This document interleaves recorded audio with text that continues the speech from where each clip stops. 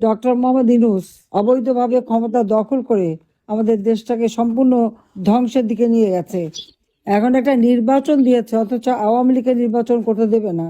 যেখানে 2008 সালে নির্বাচনে আওয়ামী লীগ 48% ভোট পায়, আর আজকে সেই আওয়ামী লীগ বা সমস্ত ভোটারদেরকে বঞ্চিত করতে চাচ্ছে মিথ্যা মামলা দিয়ে, সাজা দিয়ে, নানাভাবে হয়রানি করে আমাদের দেশের সমস্ত মানুষকে আজকে একেবারে বঞ্চিত করে দিচ্ছে। কোনো গণতন্ত্র নেই, এখন হচ্ছে স্বৈরতন্ত্র এবং জঙ্গি শাসন। তো কথা কথা আমাদের নেতা কর্মীদের হত্যা করে, একটা মিথ্যা বয়ান দিয়েছে 1400 লোক নাকি আমরা হত্যা করেছি, কিন্তু দেখা গেল সেই জুলাই 16 তারিখ থেকেই প্রথম ছাত্রলীগের ছেলেকে হত্যা করলো, যুবলীগের জুলাইকে পা বেঁধে ঝুলিয়ে মারলো, পুলিশকে হত্যা করলো, 460টা থানা লুট করলো, লুটের অস্ত্রশস্ত্র আবার বিক্রি করে খায়। এবং এই অবৈধ অস্ত্র এবং নিয়ে আজকে সারা দেশ একটা জঙ্গির দেশে পরিণত হয়েছে। প্রতিদিন আমাদের কারাগারে মানুষ হত্যা করছে, প্রায় 112 জনকে কারাগারে হত্যা করেছে। এই অবস্থা, মানুষের কোনো মৌলিক অধিকার নাই, গণতান্ত্রিক অধিকার নাই, মানুষের বেঁচে থাকাটাই একটা কঠিন হয়ে গেছে। জঙ্গি ইউনূস, বিএনপি এবং জামাত শিবির এদের দ্বারা ইউনিয়ন, ওয়ার্ড, জেলা, উপজেলা নেতাকর্মীদের ঘর বাড়ি জ্বালিয়ে পুড়িয়ে ছারখার করে দিচ্ছে। কথায় কথায় মানুষ হত্যা করছে, মা বাবা ভাই বোন কাউকে ছাড়ে না, এমনকি শ্বশুর বাড়ির লোকও ছাড়ে না। সবার বিরুদ্ধে মিথ্যা মামলা, হয়রানি, কেউ ঘরে থাকতে পারে না। মাসের পর মাস আমাদের ছেলেপেলেরা মানে মাঠে ঘাটে কোথায় থেকে যাচ্ছে, থাকা নাই, খাওয়ার জায়গা নাই। এই অবস্থার মধ্যে দিয়ে দেশ চলছে। এই অন্ধকার যুগ থেকে বাংলাদেশকে বের করে আনতে হবে। আমরা বলেছি আমরা নির্বাচন করতে চাই। বিএনপি সবসময় নির্বাচন বর্জন করেছে, আমরা বয়কট করি না, আমরা নির্বাচন করতে চাই। আওয়ামী লীগের উপর থেকে যে আওয়ামী লীগের যে নিষেধাজ্ঞা, সেই নিষেধাজ্ঞা প্রত্যাহার করতে হবে। আওয়ামী লীগের উপর থেকে নিষেধাজ্ঞা তুলে নিতে হবে, আওয়ামী লীগকে ইলেকশন করতে দিতে হবে। কারণ আওয়ামী লীগ এদেশের একমাত্র সংগঠন, যে সংগঠন 1949 সালে এই সংগঠন প্রতিষ্ঠিত হয়। এই সংগঠনের মাধ্যমে জাতির পিতা বঙ্গবন্ধু শেখ মুজিবুর রহমান বাংলাদেশের মানুষকে স্বাধীনতার চেতনায় উদ্বুদ্ধ করে দেশের স্বাধীনতা এনে দেন। আওয়ামী লীগ কখনোই নির্বাচন ছাড়া ক্ষমতায় যায়নি। প্রতিষ্ঠা লগ্ন থেকে এ পর্যন্ত হিসাব করে দেখা যায় যে 13টা নির্বাচন হয়েছে, সে পাকিস্তান আমলে এবং বাংলাদেশ আমলে। 9বার আওয়ামী লীগ সরকার গঠন করেছে জনগণের ভোটে নির্বাচিত হয়ে। আর অপরদিকে ওই বিএনপি অথবা অন্যান্য দল যা আমরা দেখি, 1975 সালে 15ই আগস্ট জাতির পিতা বঙ্গবন্ধু শেখ মুজিবুর রহমানকে হত্যা করে, এই যে হত্যাকু ষড়যন্ত্রের মাধ্যমে যে ক্ষমতা দখলের পালা, তারপরে এদেশে মানুষের জীবনে শান্তি ছিল না, উন্নতি ছিল না। অথচ একটা যুদ্ধ বিধ্বস্ত দেশ গড়ে তুলে জাতির পিতা বাংলাদেশকে স্বল্পোন্নত দেশে উন্নীত করে গিয়েছিলেন। আপনারা দেখছেন যে জিয়াউর রহমান ক্ষমতা আসার পর এই জামাত শিবির, যারা পাকিস্তানি হানাদার বাহিনীর দোসর ছিল, আলবদর রাজাকার বাহিনী গঠন করে মেয়েদেরকে সেনাবাহিনী ক্যাম্পে দিয়ে তাদের উপরে নির্যাতন, ঘরবাড়ি লুটপাট, আগুন দেওয়া, পোড়ানো, এই তাদেরকে আবার রাজনীতি করার সুযোগ, ভোটের অধিকার সুযোগ দিয়েছিল। যে গোলাম আজম পাকিস্তানের পাসপোর্ট নিয়ে চলে গিয়েছিল, তাকে ফেরত নিয়ে আসা, অর্থাৎ স্বাধীনতার যে চেতনা, স্বাধীনতার যে লক্ষ্য, 30 লক্ষ শহীদের রক্তের সাথে বেইমানি করে বাংলাদেশটাকে ভিন্ন পথে নিয়ে যাচ্ছিল। আওয়ামী লীগ সরকারে আসার পর বাংলাদেশের মানুষের ভাগ্য পরিবর্তন হয়।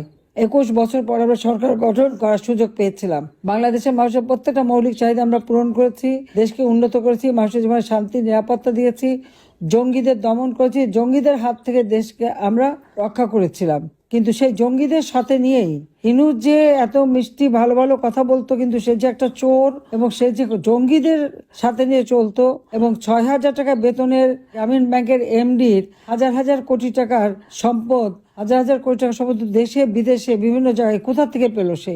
এই প্রশ্নের উত্তরটা কখনো কেউ করে না। কেন করেনি আমি জানি না, কিন্তু আজকে যদি আমি দেখি সমস্ত জায়গায় তার কোথায় না সম্পদ আছে।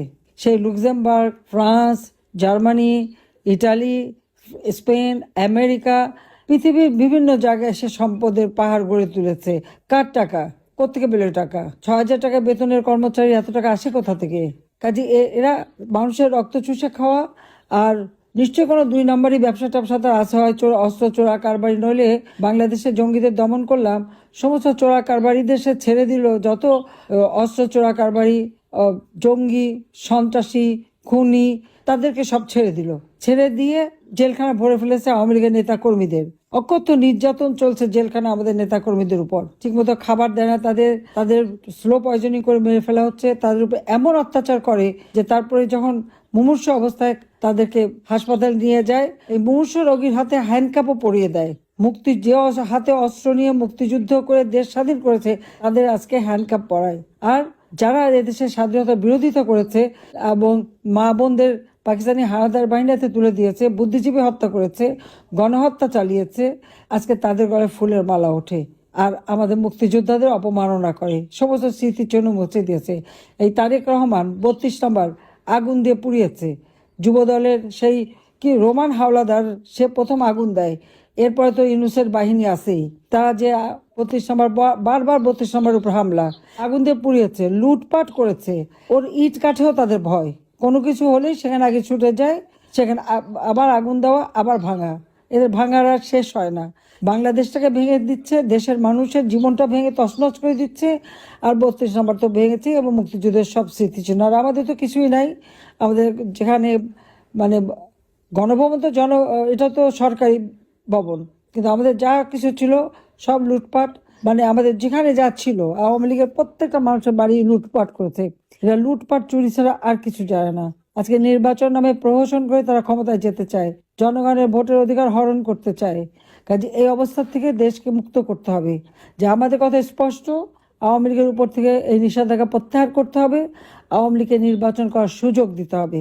আমি ডক্টর ইউনূসকেই চ্যালেঞ্জ করি, সে আসুক না, ইলেকশন করে দেখুক, জনগণের ভোট নিয়ে ক্ষমতা যাক। কাজে এই লোকটা আমাদের দেশটাকে ধ্বংসের দিকে নিয়ে গেল। তার দোসর হলো এই জিয়াউর রহমান, যেটা রেখে গেছে তার সন্তান, যে 17 বছর পর যে মুচলেখা দিয়ে চলে গিয়েছিল জীবনে রাজনীতি করবে না, 17 বছর পরে দেশে ফিরে এসেছে। আর সেই সাথে জামাত শিবির, এনসিপি পার্টি নামে আরেকটি পার্টি, যত জঙ্গি এরা সব এক হয়েছে। কারণ তারা জানে যে আওয়ামী লীগ ইলেকশন করলে জনগণ আওয়ামী লীগকে ভোট দেবে, তাই কিভাবে সে ভোট চুরি করবে এখন সেই তালে আছে। কাজে এই অবস্থার থেকে দেশকে মুক্ত করবার জন্য আমি সবাইকে আহ্বান জানাই, এবং যে যেখানে আছেন আপনারা ওখানে স্থানীয় রাজনীতিবিদ, সরকার, তাদের সামনে তুলে ধরতে হবে যারা কত ফ্রড আর আওয়ামী লীগের নামে মিথ্যা কথা বলেছে। 1400 লোক নাকি আমি হত্যা করেছি, 1400 লোক কোথায় হত্যা করলাম তারা বলল, জাতিসংঘ আবার সেই রিপোর্ট লিখলো। অথচ দেখা গেল মাত্র 600 জনকে তারা আর্থিক সহায়তা দিয়েছে, প্রজ্ঞাপন জারি করেছে 800 জনের। তো বাকি কারা? আর এই হত্যা তো আমরা করিনি। 15 জুলাই থেকে যত হত্যাকাণ্ড, অগ্নিসন্ত্রাস যারা করেছে সবই তো ইউনূসের বাহিনী, যে ওই জামাত শিবির, এনসিপি সমন্বয়ক, এবং তাদেরকে ইন্ডেমনিটি দিয়েছে। যারা অপরাধী বলেই তো ইন্ডেমনিটি দেওয়া হলো, অপরাধী না হলে তার ইন্ডেমনিটি দিত না। এটা তো বাস্তবতা, এটা সবাইকে মনে রাখতে হবে যে এইভাবে ইন্ডেমনিটি দিয়েছে। আর যত মামলা আওয়ামী লীগ নেতাদের বিরুদ্ধে, কর্মীদের বিরুদ্ধে, এবং সেটা সারা মানে বিশ্বজুড়ে অপপ্রচার চালাচ্ছে। কাজে অপপ্রচার যাতে না করতে পারে তার জন্য এবং সঠিক তথ্যটা সবাইকে তুলে ধরতে হবে। কাজে আপনারা সবাই ভালো থাকেন, সুস্থ থাকেন। আবার আমি শুভেচ্ছা জানাচ্ছি সবাইকে ধন্যবাদ। ইনশাআল্লাহ এই অন্ধকার কেটে যাবে, বাংলাদেশের মানুষের জীবনে আবার ফিরে আসবে। আমরা 15 বছর 7 মাস একটানা সরকার থেকেছি, বাংলাদেশে আর কোনো সরকার এতদিন থাকতে পারে নাই, যার জন্য আজকের বাংলাদেশ বদলে যাওয়া বাংলাদেশ, উন্নয়নের বাংলাদেশ। কিন্তু দুর্ভাগ্য আমাদের যে সেই বাংলাদেশটাকে আজকে এই ইউনূস, তারেক জিয়া আর ওই জামাত ইসলামী মিলে ধ্বংস করে দিয়েছে। কাজে ধ্বংসের হাত থেকে দেশকে আবার উদ্ধার করতে হবে, মানুষের জীবনে শান্তি নিরাপত্তা আনতে হবে, মানুষের মৌলিক অধিকার ফিরিয়ে দিতে হবে, গণতন্ত্র প্রতিষ্ঠা করতে হবে। আওয়ামী লীগের সকল নেতা কর্মী এবং 14 দল মুক্তিযোদ্ধা যাদের বিরুদ্ধে যত মামলা দিয়েছে, সেই সাবেক চিফ জাস্টিস থেকে শুরু করে সেনাবাহিনী অফিসার, পুলিশ, তাদের বিরুদ্ধে যত মামলা, সব মামলা প্রত্যাহার করতে হবে এবং সকলকে কারাগার থেকে মুক্ত দিতে হবে। বিনা বিচারে, বিনা কারণে মামলা দিয়ে সবাইকে হয়রানি করা। মোট 10 কাঠা জমির জন্য আমাদের বিরুদ্ধে মামলা দিয়ে 6 বছর 7 বছর করে এক একজনের শাস্তি দেয়। তো ইউনূসের যে 4080 কাঠা জমি, তার কয়বার শাস্তি হবে সেটা একটু বিচার করে দেখেন। একটা দুর্নীতিবাজ চোর আজকে দেশটাকে ধ্বংসের দিকে নিয়ে গেছে। তো সবাই ভালো থাকেন, সুস্থ থাকেন। ইনশাল্লাহ জনতার জয় হবে। খোদা হাফেজ। জয় বাংলা, জয় বঙ্গবন্ধু।